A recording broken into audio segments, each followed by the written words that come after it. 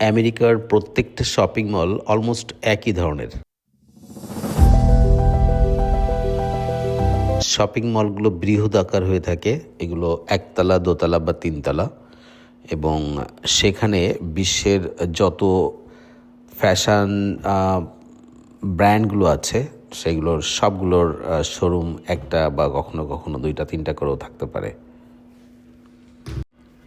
Shopping মলগুলোর একটা বড় জায়গা ধরে থাকে খাবারের ব্যবস্থা, প্রচুর ফুড কোর্ট টাইপের।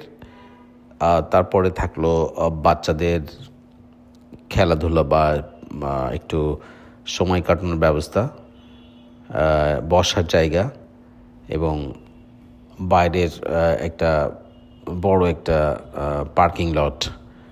প্রত্যেকটা শপিং মল অলমোস্ট একই ধরনের।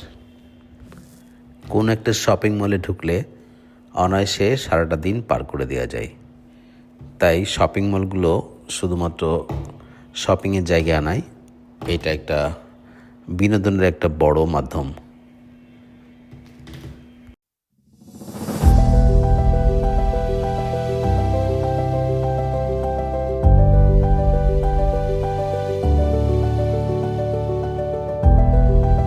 ধন্যবাদ সবাইকে।